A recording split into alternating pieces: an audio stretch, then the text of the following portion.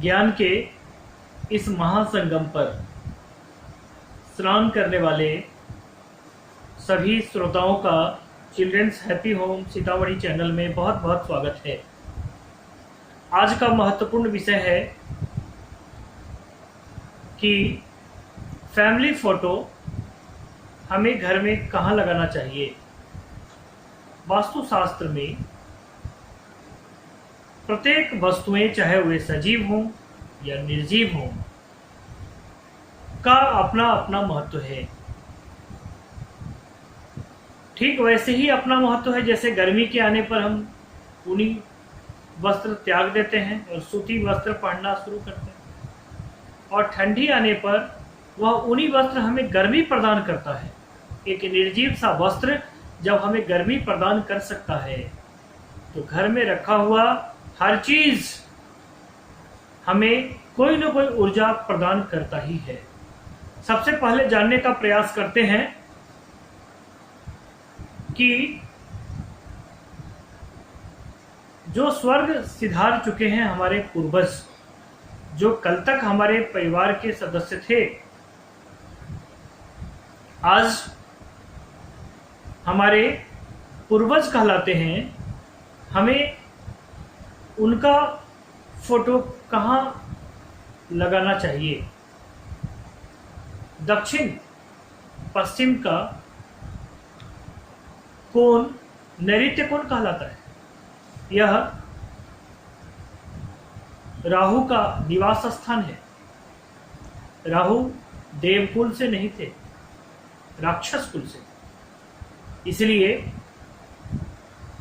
इस कोण में गृह स्वामी का निवास माना गया है। वास्तुशास्त्र के दृष्टिकोण से यहाँ गृह स्वामी का निवास करना चाहिए, और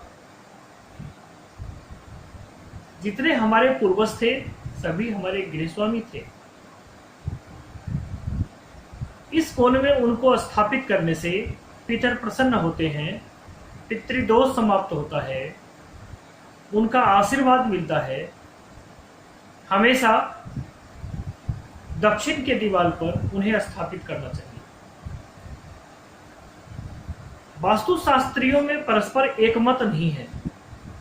जब आप वास्तुशास्त्र का अध्ययन करेंगे तो फैमिली फोटो लगाने पर वास्तुशास्त्रियों में एकमत नहीं है। अतः अनंत गहराइयों में अध्ययन करने के बाद यह मेरा मत है कि जितने घर के व्यक्ति स्वर्ग सिधार चुके हैं, जिनका स्वर्गारोहण हो चुका है, उन्हें नैऋत्य कोण के दक्षिण के दीवार पर स्थापित करना चाहिए। और जो हमारे फैमिली मेंबर जीवित हैं, जिनकी छाया से हमें पुनः ऊर्जा प्रदान होगी, उनके लिए वास्तुशास्त्र में पश्चिम उत्तर का कोना, जिसे हम वायव्य कोण कहते हैं, निर्धारित किया गया है। यहाँ से सभी सगे संबंधियों का शुभकामनाएं मिलती है। मैंने अभी बताया है कि वास्तुशास्त्र कोई ग्रंथ नहीं है। वस्तुतः हमारा घर जो है वह वास्तु पुरुष है सनातन धर्म में, और वास्तु पुरुष हमसे वैसा ही व्यवहार करते हैं जैसा व्यवहार उनको मिलता है। हम कोई भी कोण जब दूषित कर लेते हैं तो उसके दुष्प्रभाव हमें मिलने लगते हैं, और जब हम वास्तु अनुकूल कर लेते हैं तो हमारी सारी समस्याओं का समाधान आने लगता है। फोटो फ्रेम, फैमिली फोटो कहाँ लगाएं, आज का यही महत्वपूर्ण बिंदु है।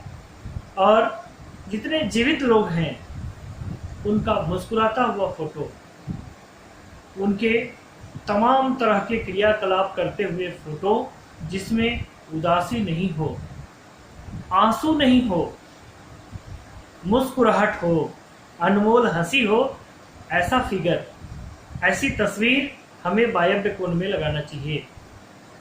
ध्यान रखना चाहिए कि ऐसी तस्वीरों की स्थापना उत्तर और पश्चिम दीवार के केंद्र में होना चाहिए।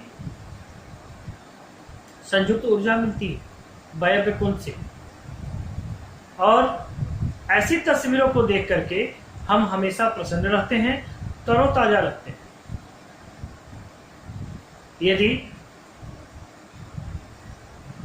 कोई ऑप्शन नहीं हो तो हम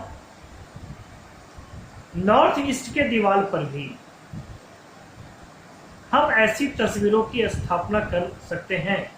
वहां से चंद्रमा द्वारा हमें पॉजिटिव ऊर्जा मिलती है, लेकिन पूर्व के दीवार पर कभी भी ऐसी तस्वीरों को स्थापित नहीं करना चाहिए। यदि हमारे परिवार के सदस्यों में किसी की बुद्धि कमजोर स्थिति में है तो वह खुशहाल जीवन नहीं जी पाए। अब प्रश्न उठता है कि फोटो का फ्रेम कैसा होना चाहिए। हमेशा याद रखना है कि फोटो का फ्रेम जब कभी इस्तेमाल कर रहे हो तो वह लकड़ी का होना चाहिए। आजकल सांसारिकता में देखा जाता है कि लोग फोटो फ्रेमिंग कराते वक्त प्लास्टिक के तत्वों का इस्तेमाल करते हैं। इससे वायव्य कोण में शनि का अस्तित्व बढ़ जाता है और बहुत सारी समस्याएं आने लगती हैं। अतः हमें ग्लास का उपयोग करना चाहिए। अब प्रश्न उठता है कि फोटो फ्रेम का कलर कैसा होना चाहिए। हमेशा याद रखना है कि कलर गोल्डन कलर होना चाहिए या सिल्वर कलर।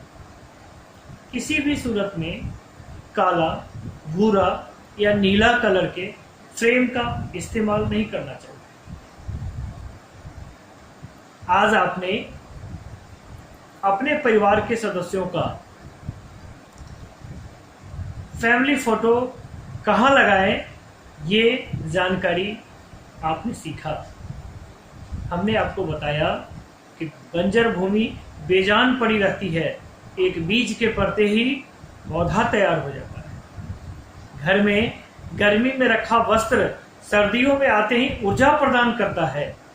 उसी तरह हमारे घर का हर चीज हमें सकारात्मक रूप से या नकारात्मक रूप से ऊर्जा प्रदान करता है। अतः हर चीज के रखरखाव पर वास्तु संबंध ध्यान देना आवश्यक है।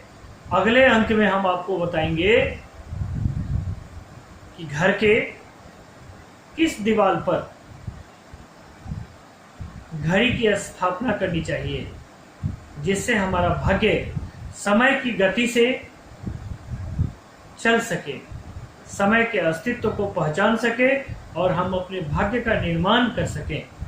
हम धीरे धीरे आपको वास्तुशास्त्र के इस महा एपिसोड में हम आपको ऐसी ही जानकारियां देते रहेंगे जिससे आपको ऊर्जा प्रदान होता रहेगा। इन्हीं शब्दों के साथ आज का यह अंक यही समाप्त होता है। तब तक के लिए विदा चाहता हूं। जय हिंद।